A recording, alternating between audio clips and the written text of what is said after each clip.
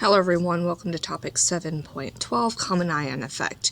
By the end of this, you should be able to identify the solubility of a salt and or the value of the solubility product constant for the salt based on the concentration of a common ion already present in the solution. So the common ion problems are a way of applying Le Chatelier's principle to a solubility product constant problem. When a slightly soluble solid is added to a solution that contains one of the same ions as the solid, less of the solid will dissolve than it would into a solution that does not contain an ion that is common with the solid. So in general, we would say that shared ions or common ions, this is why it's called the common ion effect, ions decrease solubility. Consider a solution of zinc hydroxide which has some precipitate present. With all solubility product style problems, always start by writing the dissociation equation, as we've done before, where solids then produce the ions, and then the solubility product constant expression, as shown below. Qualitatively, we know that if we were to add either of the ions to the solution, for example, by adding the zinc nitrate or by adding sodium hydroxide, then the reaction will have to shift towards the reactants, the left, because you're adding one of the ones on the right. On a macroscopic level, this means that there will be more precipitate forming. Since you're shifting towards the reactants, and the reactants are solids, you would form a precipitate. We can also look at this quantitatively. So this we looked at with Le Chatelier's principle.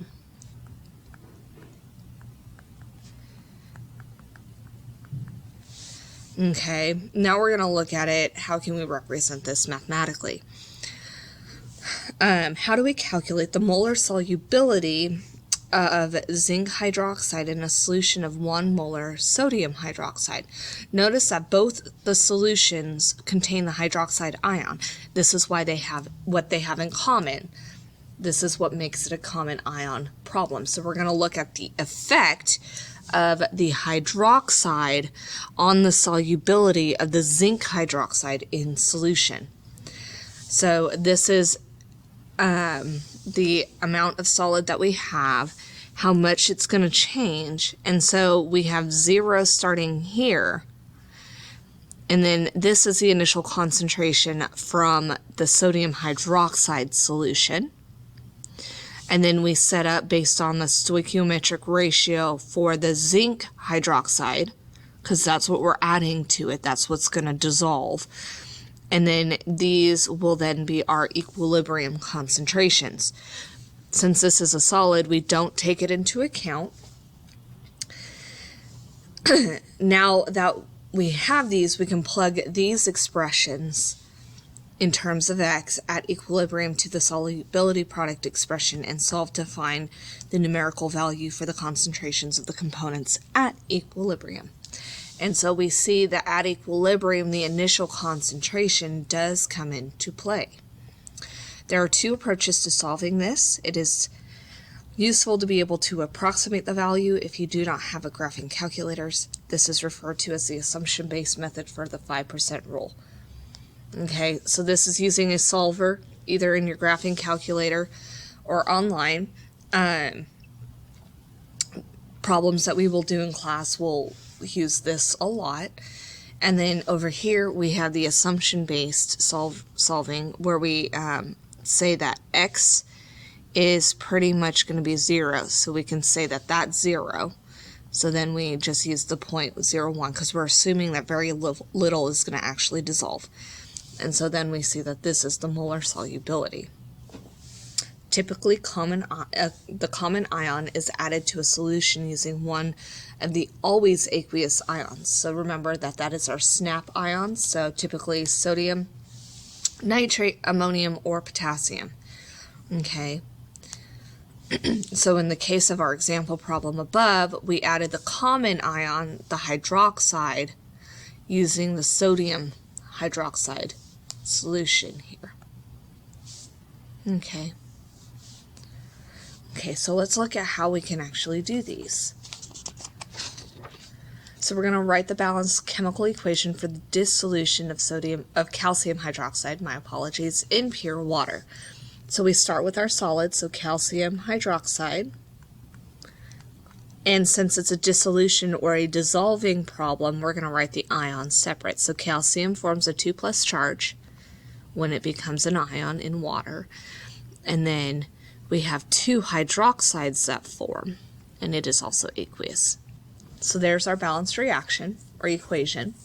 Now we're going to calculate the molar solubility of calcium hydroxide when it is dissolved in 2 molar calcium nitrate. The solubility product of calcium hydroxide is 1.3 times 10 to the negative 6.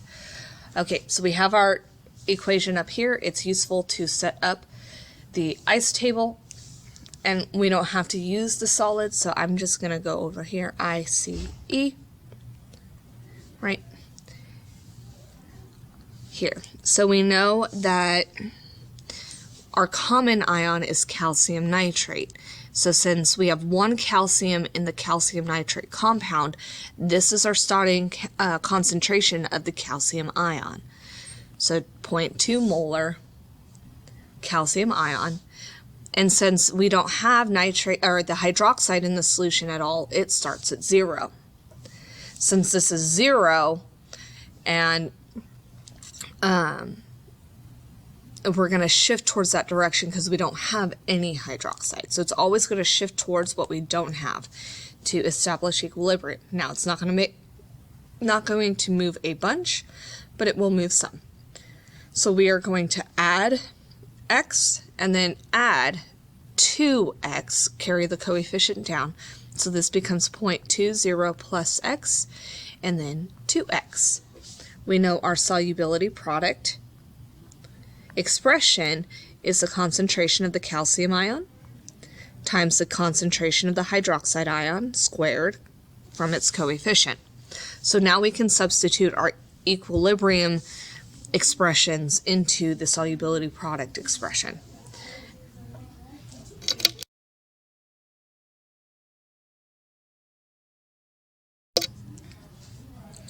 So 1.3 times 10 to the negative 6 is our KSP.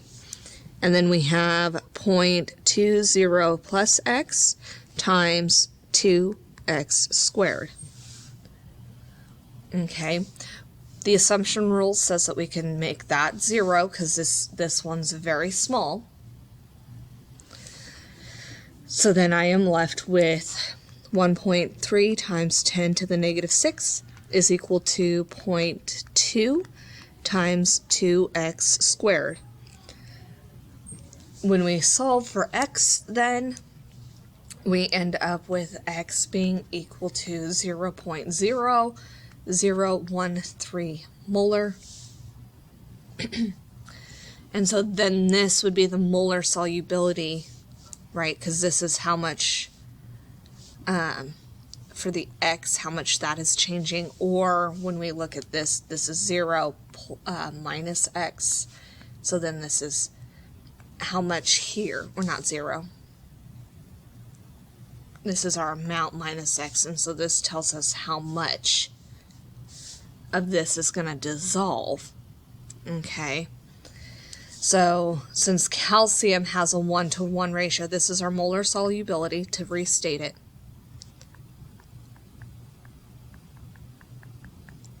Right? Since this is technically the change in the calcium ion concentration.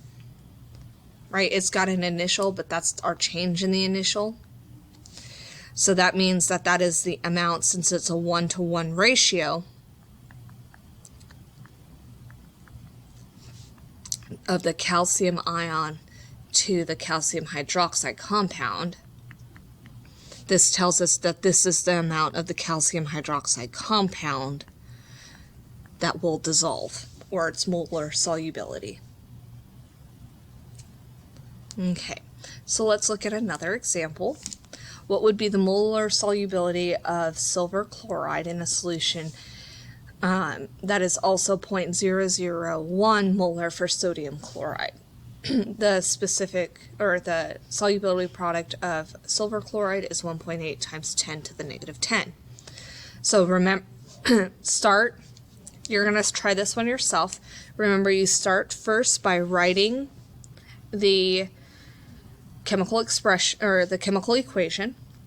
Then you write your solubility product expression. Then you're going to set up your ice table. And finally, you will solve for your x. So please pause the video now and attempt to do this yourself. Okay, so you should have gotten that the molar solubility of silver chloride in the sodium chloride solution is 1.8 times 10 to the negative 7.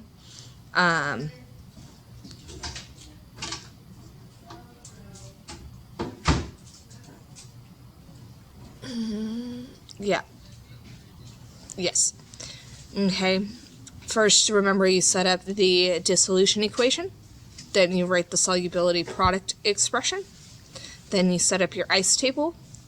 Using the equilibrium values, you're going to plug it into the solubility product expression, as well as the solubility product constant, and then solve for x. Because the solubility product constant is so small, you can use the approximation method to solve this problem. Though for this one, you don't really have to, but you can. Okay, so that concludes the notes. Please complete the you-dos, check your work online, and thank you for tuning in.